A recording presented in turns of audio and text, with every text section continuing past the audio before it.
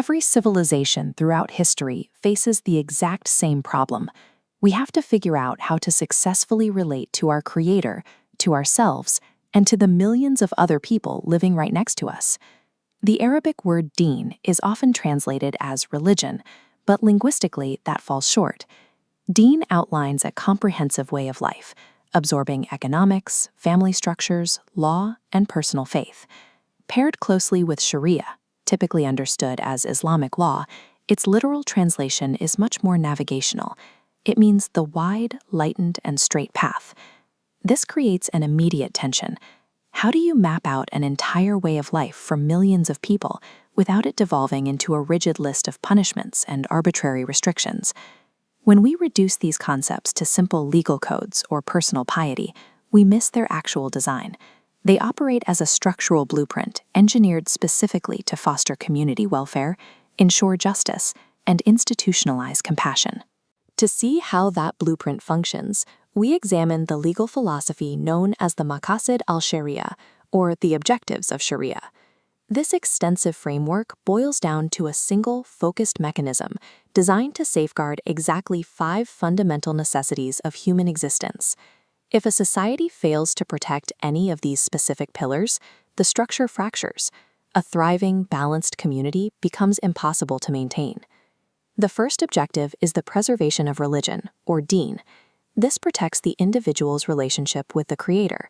By clearly defining beliefs and rules, it coordinates a unified moral compass for the entire community. The second objective is the preservation of life, or nafs.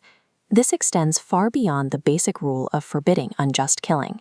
The law requires the active, systemic securing of human survival needs, mandating access to food, shelter, and medical care. Without ensuring physical survival and baseline human welfare first, the ability to practice faith and maintain that community moral compass completely collapses.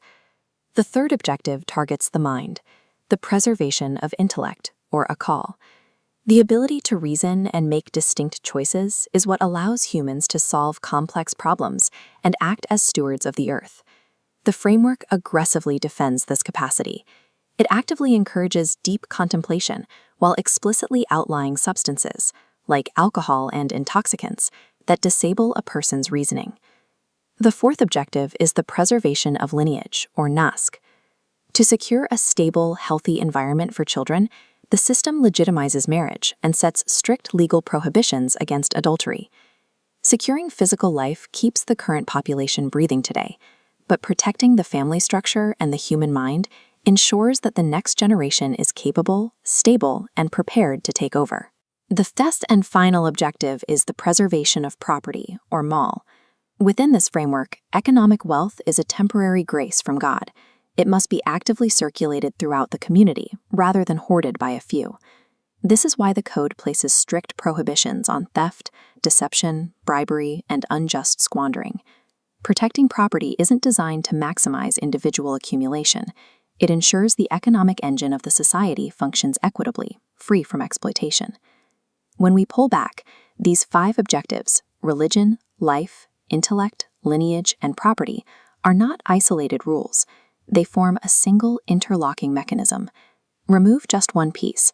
If intellect is compromised or property unsecured, the stress transfers and the entire societal structure fractures.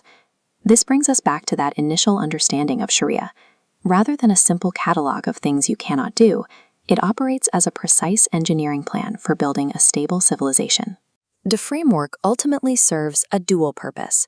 It fosters a disciplined, obedient connection to the divine, while actively engineering the tangible, everyday flourishing of humanity.